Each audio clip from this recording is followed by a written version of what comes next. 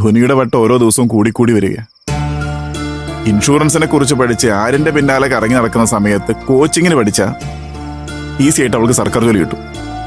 ഇൻഷുറൻസിനെ കുറിച്ച് പഠിച്ച് അതിലൊരു താല്പര്യം തോന്നി അവളൊരു ഇൻഷുറൻസ് ഏജന്റെങ്കിലും ആയാ മതിയായിരുന്നു. അതാ ഇപ്പൊ എന്റെ പ്രാർത്ഥന. നീ എന്ത് പ്രാർത്ഥനയായി പ്രാർത്ഥിക്കുന്നത്? അവിടെ ഒരു ഡോക്ടറോ എഞ്ചിനീയറോ കളക്ടറോ ഒക്കെ ആക്കണമെന്നാണ് ഞാൻ ആഗ്രഹിച്ചത്. അങ്ങനെ ആഗ്രഹിച്ചിട്ട് മാത്രം കാര്യമില്ല, അതിനനുസരിച്ച് തല്ലു കൊടുത്ത് വളർത്തണമായിരുന്നു. അതിന് പകരം അനൂപേട്ടനാ അവളുടെ എല്ലാ തോന്നിയാസത്തിനും വളം വെച്ചു കൊടുത്തത്. എന്നിട്ട് ഇപ്പൊ നിരാശപ്പെട്ടിട്ട് എന്ത് കാര്യം? തല്ല് കൊടുത്തും വഴക്കു പറഞ്ഞും ആരെയും നന്നാക്കാനാവില്ല. സ്നേഹം കൊണ്ടാ അവളെ നമ്മളെ വഴിക്ക് കൊണ്ടുവരേണ്ടത്. നമ്മൾ സ്നേഹിക്കുമ്പോ അവള് നമ്മളെ അവളുടെ വഴിക്ക് കൊണ്ടുപോവാ. ആ, അതിന് കാരണക്കാരി നീയാ. നിന്റെ കഴിവില്ലായ്മ കൊണ്ട് മാത്രമാ അവളിങ്ങനെ വഷളായി പോയത്. ഓഹോ, നിങ്ങളുടെ പിടിപ്പേടിന് എന്നെ കുറ്റം പറയാണോ? നമ്മുടെ കല്യാണം കഴിയുന്നത് വരെ ഞാൻ അവളെ സ്നേഹം കൊണ്ട് വരച്ച വരയിൽ നിർത്തിയതാ. നീ വന്നതോടെയാ അവള് കൈവിട്ടു പോയത്. ഓ, ഇപ്പൊ ഞാനാണ് ചീത്ത. എല്ലാ കുറ്റം എന്റെ തലയിൽ അല്ലേ? എങ്ങനെ കുറ്റം പറയാതിരിക്ക? നീ അവളെ കുറച്ചുകൂടെ ശ്രദ്ധിക്കേണ്ടതായിരുന്നു. അവളെ ശാസിക്കാനും ശകാരിക്കാനും സമ്മതിക്കാതെ നല്ല കൂട്ടുകാരിയായിട്ട് കാണാൻ ഉപദേശിച്ചതേ അനുപേട്ടൻ തന്നെയാ.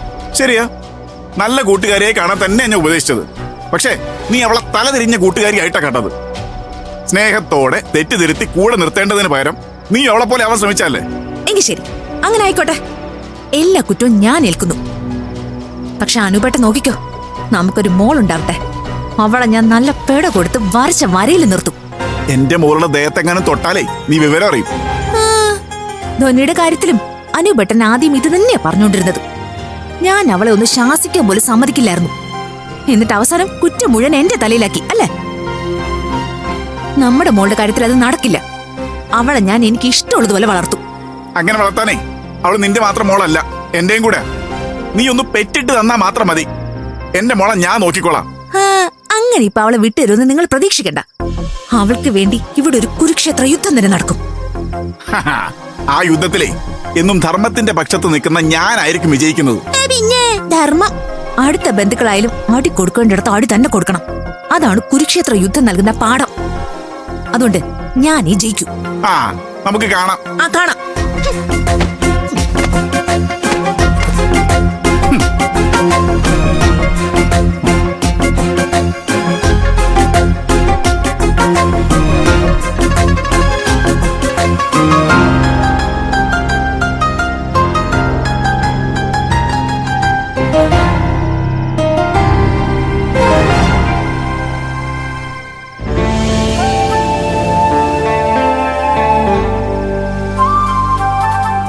അതെ, ഇങ്ങനെ വഴക്കിട്ടാ പിന്നെ നമുക്കെങ്ങനെ മോളുണ്ടാവുന്നത് അല്ലേ? ഡോക്ടർ പറഞ്ഞ ഡേറ്റ് ഇന്നാ. എന്നിട്ടും എന്നോട് വഴക്കിട്ടില്ലേ? ആ വഴക്കൊക്കെ നല്ല പത്തരമാറ്റുള്ള സ്നേഹമാക്കി ഞാൻ ഇപ്പൊ കാണിച്ചു തരാം. അയ്യോ, പവർക്കട്ടായി. സാരമില്ല, നമുക്കുണ്ടാവാൻ പോകുന്ന കുഞ്ഞ് പവർക്കെട്ട് സമയത്ത് ഉണ്ടായതാന്ന് ഞാൻ പറഞ്ഞോളാം.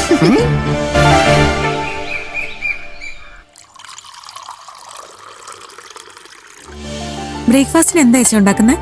ഒന്നും പറയണ്ട മോളെ, ഓരോരുത്തർക്കും ഓരോ ഇഷ്ടാ. സത്യം പറഞ്ഞാ ഈ വീട്ടിലെ അടുക്കള ജോലി ചെയ്യുന്നതിനേക്കാൾ നല്ലത് വല്ല ഹോട്ടലിൽ പോയി പണിയെടുക്കുന്നതാ. മിഥുനേട്ടന് ഏറ്റവും ഇഷ്ടമുള്ള ഫുഡ് എന്താ? ആ സാറിന് പുറത്തുനിന്ന് കഴിക്കാനാ കൂടുതൽ താല്പര്യം. പിന്നെ എന്തുണ്ടാക്കി വെച്ചാലും ആ സാറ് നല്ല അഭിപ്രായം പറയും. പക്ഷെ പുറത്തു പോയേ കഴിക്കൂ.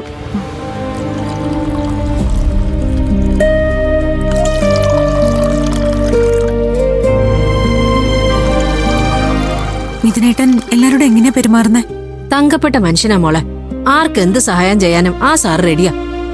എന്റെ അറിവിൽ തന്നെ 5-6 പാവപ്പെട്ട പെൺകുട്ടികൾക്ക് സാർ ജോലി വാങ്ങിച്ചു കൊടുത്തിട്ടുണ്ട്. ആ സാറ് നാളെ കേരളത്തിന്റെ മുഖ്യമന്ത്രിയാവും. എല്ലാം മോളുടെ ഭാഗ്യം. ആ ദേ ചേച്ചി. ചേച്ചി എഴുന്നേറ്റോ? റൂമിൽ അച്ഛനും അമ്മയുണ്ട്. ചേച്ചി അവർക്ക് ചായ കൊടുക്ക. ശരി മോളെ.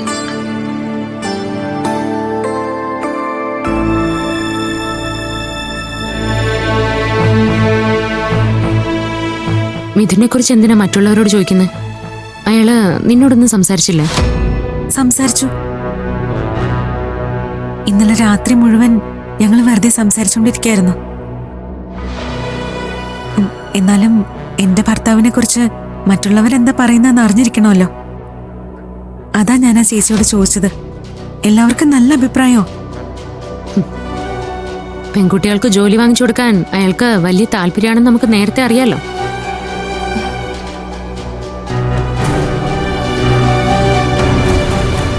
അതൊക്കെ നമുക്ക് ശരിയാക്കാം ചേച്ചി. എന്തായാലും മിഥുനേട്ടൻ ഇന്നലെ എന്നോട് വളരെ സ്നേഹത്തിലാ പെരുമാറിയത്.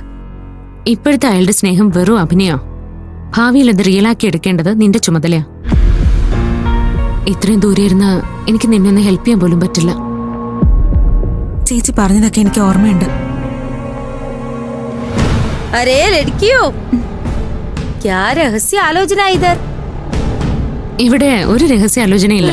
ആന്റി വാ, ചായ കുടിക്കാം. ഞാൻ രാവിലെ ചായയും കാപ്പിയും ഒന്നും നഹി പീത്ത. എങ്കിൽ ഞാൻ മിഥുനേട്ടന് ചായ കൊടുത്തിട്ട് വരാം. അതെ, മിഥുൻ ബേട്ടയുടെ ചായ ചൈത്ര ബേട്ടിയുടെ റൂമിൽ കൊടുത്താൽ മതി. മിഥുൻ ബേട്ടയ്ക്ക് ചൈത്ര ബേട്ടി ചായ കൊടുത്തോളും.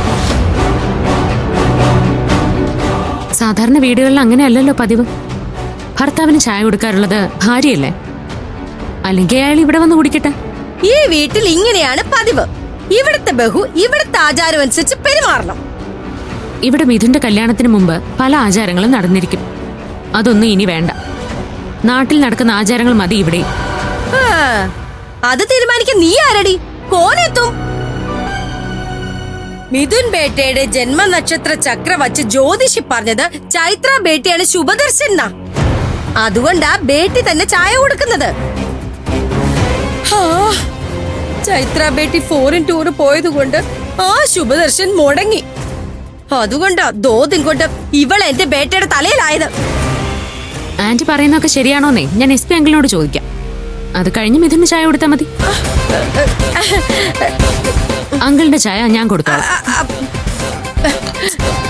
അങ്കിളിനോട് പറഞ്ഞ് വെറുതെ പ്രശ്നം ഉണ്ടാക്കണ്ട ചേച്ചി. ഇവിടുത്തെ രീതി എങ്ങനെയാന്ന് വെച്ചാ അതനുസരിച്ച് നടക്കാം.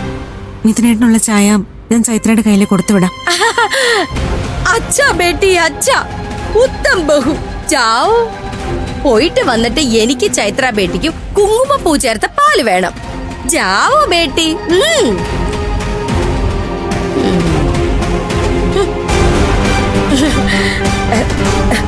കുങ്കുമപ്പൂവിന്റെ ദൂത് ബഹുവിന്റെ ബഹനെടുത്താലും ഞങ്ങൾ കുടിക്കും. നിങ്ങൾക്ക് ഞാൻ കുങ്കുമപ്പൂവല്ല പാഷാണോ കലക്കി തരാൻ പോകുന്നത്?